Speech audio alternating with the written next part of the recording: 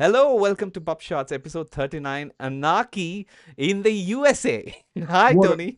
What? Thank you. Hi, KK. What an interesting reference. Well, what are you referring to there? Are you Well, referring to this particular uh, band by chance? yes, very, very much so. The song that we are referring to is obviously the famous Anarchy in the UK song by the Sex Pistols, but we are talking about some anarchy in the science and research fields thanks to some of the executive orders from the US administration. But Yeah, before we do that's that, let's that's so introduce.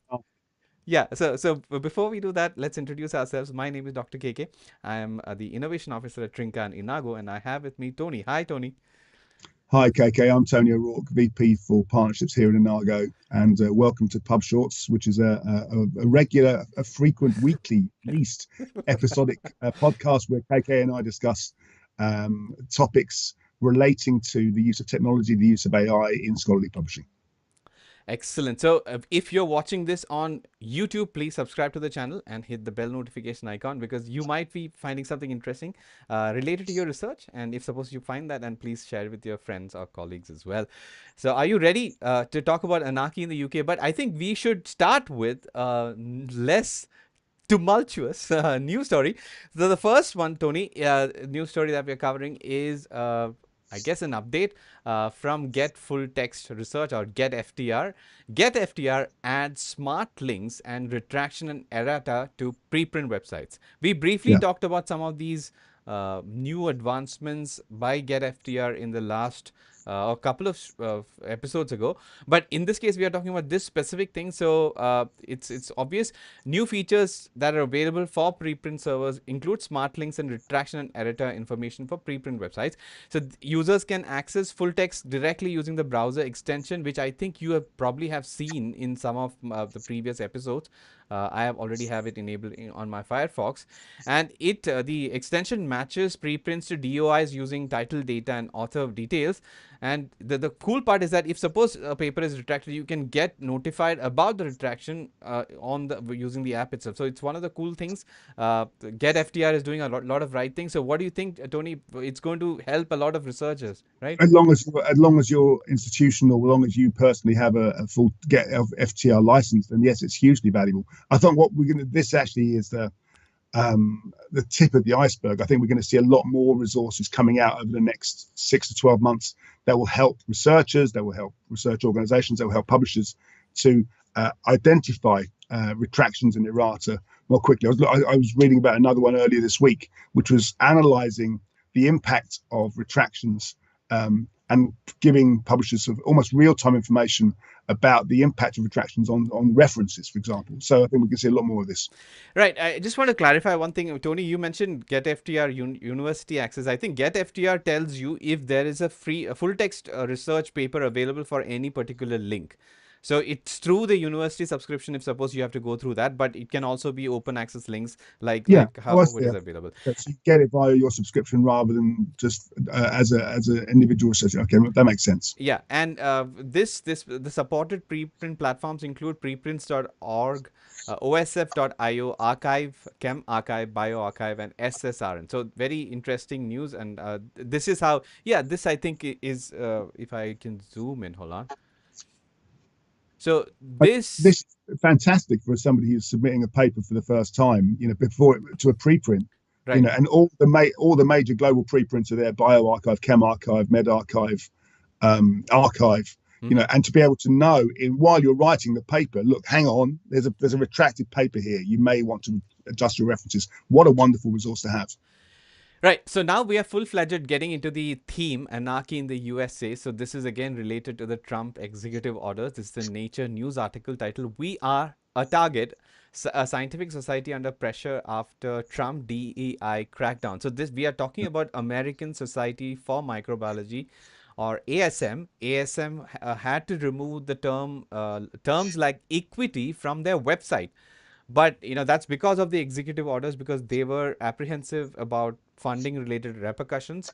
But since then some of these have been restored, we've talked about it in the previous episode, but we just, these are the things that the researchers and societies are grappling with right now. So that's what we want to discuss in this. Tony, any quick thoughts on this? We have Uh, already. no, I mean, apart from the fact that what what these sort of actions that Trump has taken are creating an existential crisis for many of these societies. Mm. Who don't really know whether they can fund the kind of research that they need to be able to do. Right. Another related story, we have talked about this, the trial funding related thing, especially in medical and life sciences. So, this is the New York Times detailed article. It's in the section Global Health, title Abandoned in the Middle of Clinical Trials Because of a Trump Order. We touched on this in a Nature news story. What I Yeah, wanted to bring to the attention is are the types of research that are getting affected. So, malaria treatment in Mozambique, cholera treatment in Bangladesh, cervical cancer in Malawi, tuberculosis yeah, in Peru and South Africa, and yeah, nutritional support in Ethiopia. So, just about every other non-US, let's underdeveloped or third world nations, important clinical trials in medicine and life sciences, but researchers are facing the fund freezing is having a let's say consequence, and people are concerned regarding this. So my yeah. question to you, Tony, is there a need for I don't know what the best term is, but administration proofing of clinical research or research in general? Is there a need for that? As in the sense, with the changes in administrative regimes, researchers should not be affected like this. This is the Well, ideal. researchers shouldn't be affected like this, but unfortunately, researchers are being affected like this, and I think for me it demonstrates the increasingly sort of isolationist approach that seems to be happening in America at the Yeah, moment. It, it, you know, these kind of projects were for global benefit, and now funding's been withdrawn. yeah. It's not good. Yeah, the term that I failed to mention is USAID. USAID Yeah, is a funding body in question yeah, here. Now, yeah, related story. This is a positive, I guess, is a relatively positive. So there has been a freezing order in terms of funding, but a judge in one of the U.S. courts has what is it? Put this on hold. So this is good news. So a U.S. judge has paused Trump administration's NIH grant cuts. The policy aimed to reduce research costs to 15% from 27 approximately. Now, what I learned from this article is that there have been 22, there have been lawsuits filed by 22 states and a coalition of universities in support of this kind of a protest against the funding freeze, yeah. which is a good news. Now, this sort of precautionary measures to unenforced cuts is bad news. But many states are fighting battles. I mean, these kind of battles. What should we do to prevent such things, for administrations to have such? Is there anything that one can do, especially I don't. I don't want to get into political conversation because the only answer is a political answer. The states, the universities, the research institutions are doing the right thing by litigating, because as I said earlier, it's an existential crisis for them. To have that funding suddenly frozen means that they can't do what they've been doing, the important work that they've been doing for the last years. Hmm. So, Tony, is there any other place in the world, any other country that you expect such sort of, I guess, funding freezes to happen? Do you have any like crystal Uh, ball? Yeah. Listen, I'm sure there are cuts in funding, there are freezes in funding, there are changes in funding, but for it to be so quick and so fundamental Hmm. is very unusual. You might expect it from a totalitarian regime, but you wouldn't expect it from what's considered to be a democratic, open country like the US. Yeah, and because US has been, as in US funding has a major role to play in worldwide research, and that's the reason why such repercussions are happening. Yes, I mean, I remember if I go back a long time ago when there was a change of regime in Brazil. There were cuts in funding which directly affected research and the amount libraries were able to spend, funding to universities, and that had a major effect Mm. in terms of they lost researchers. The researchers left the country. There was less research going on. Now they're clawing it back, and they seem to be sort of getting back up to the previous levels. But it's taken a lot. It takes a long time to recover. Right. With all the negative news, there is some positive news. I guess semi-positive. So this is another New York Times story. Trump killed a major report on Nature. They are trying to publish it anyway. So the title explicitly states what's happening. So Yeah. this we are talking about a major environmental report which has been killed in the sense no funding for it will be provided. And the report is, I think, published every 2 years, and the current edition of the report is almost ready. So it was started under the Biden administration, and the leader of the project believes that it's a vital report, and 150 scientists have had worked on it. They're still trying to publish it. We don't know about the next edition of the report. My question to you: should non-profits be volunteering for such things at least, Tony? The important things like this have to continue. I mean, if the funding action had been taken at the beginning of the research project rather than at the end, because they've only got a little way to go, I wonder whether it'd be the same outcome. But the research has to continue. But where, apart from government funding, where do these institutions get their funding from? Well, that's where I mean, we have to figure out other funding solutions. I mean, we are not going to figure it out in this podcast, but in general, the society and the research I mean, research academy, I guess, has to figure out another Oh, solution. no, I mean, there are plenty of research funding organisations out there who have charitable incomes who invest in research. Mm. The government isn't the only source, but it's a very important Like source. something like the Gates Foundation, you think? Gates, Wallenstein, Gordon and Betty Moore. There's any number of foundations out there that support these sorts of measures. Okay, so we are moving across the Pacific, if you want to consider that, but it is a story about Japan. It's a nature comment. Japan can be a science heavyweight once more if it rethinks its funding. So we are sticking to the funding theme. So it discusses Japan's potential to regain its status as a science leader, which it has slipped. I don't know where it stands right now, but I'm sure that it's behind the US, China, at least right now. The authors argue that Japan needs to rethink its science funding. Current funding focuses too much on specific disciplines, and interdisciplinary research is crucial for innovation. And it also mentions that countries like UK and US have increased support for interdisciplinary projects, Yeah. and Japan's funding agency should support researchers more flexibly. So one recommendation that caught my eye is that the recommendation is to change the funding for at the project level to that for researchers. So a researcher gets funded for whatever they are doing, that thereby increasing the chances of funds for interdisciplinary research. So that's an interesting initiative. Any thoughts on this, Tony? Um,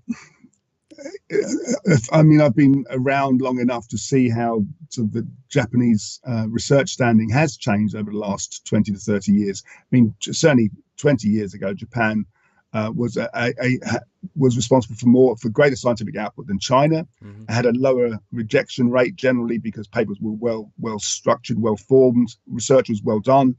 But it has, I wouldn't say lost its way, but it's kind of fallen back a little bit.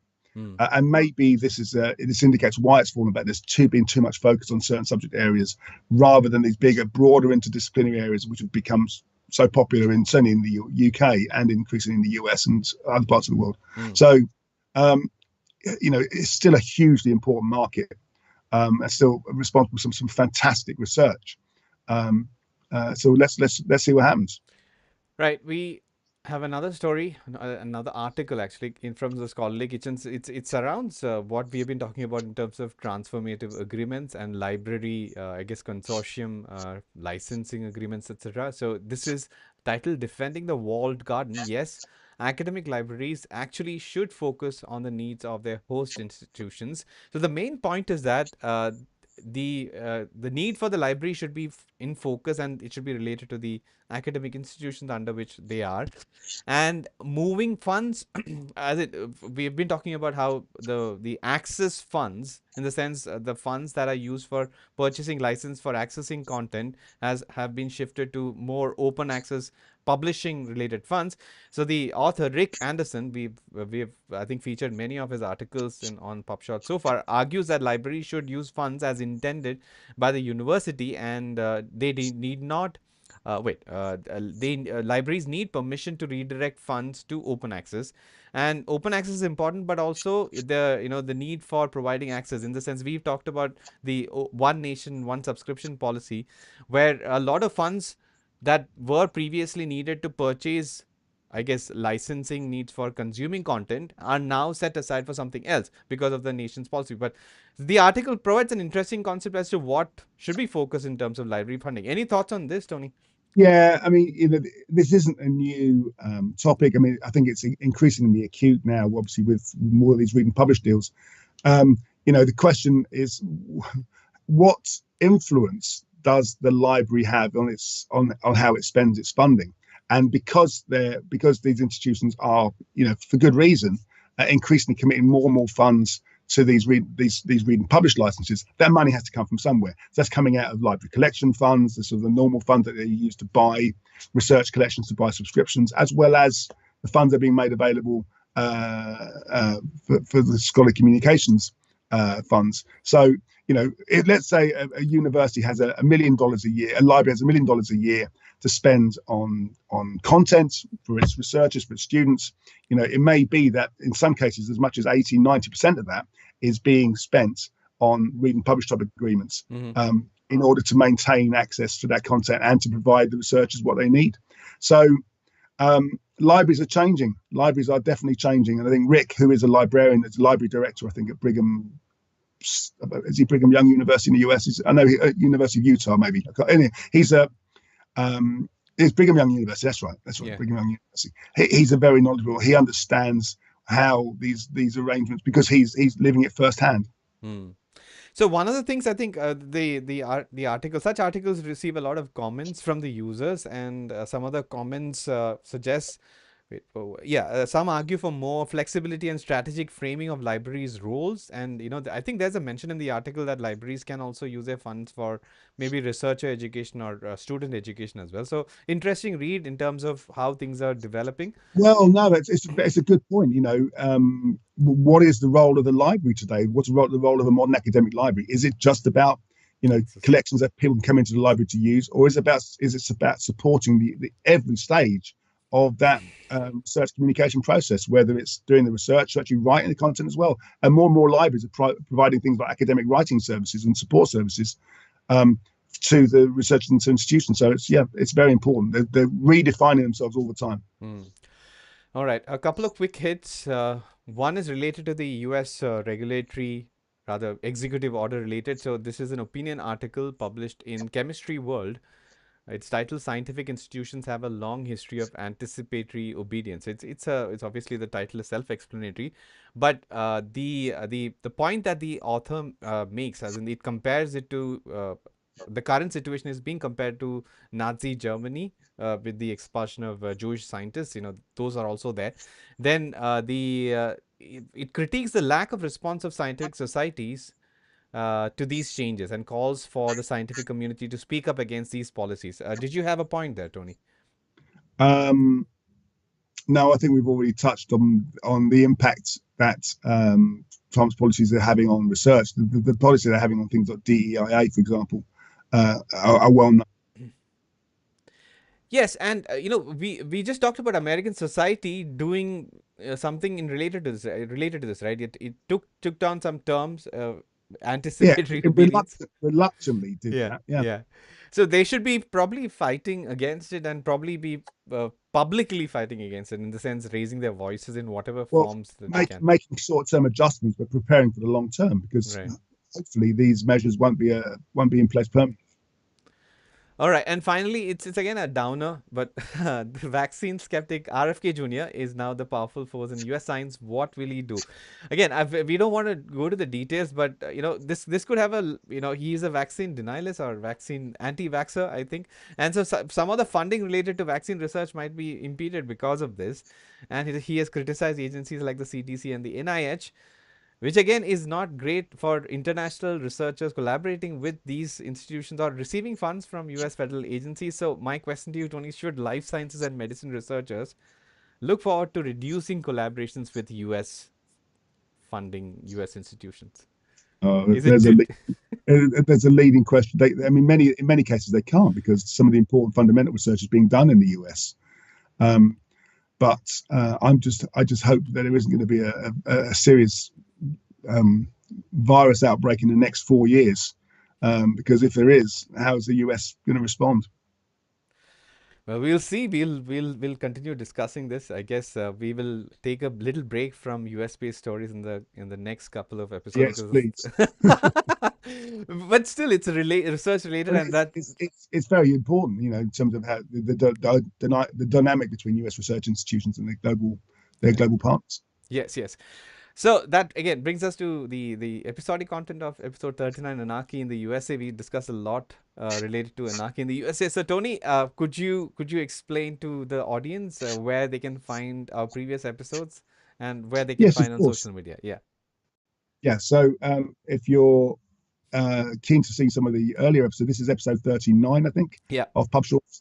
As you can see, the previous 38 episodes on our YouTube channel. So please press share and like that channel.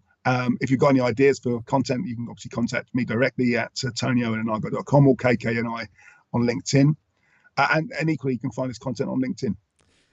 Excellent. And if suppose you want to find more of about Inago, Trinka, or PubShot, just search for us on social media and write to us. Okay, write to us about what you would like us to cover, and we would do our And best. thank you for all the suggestions made so far.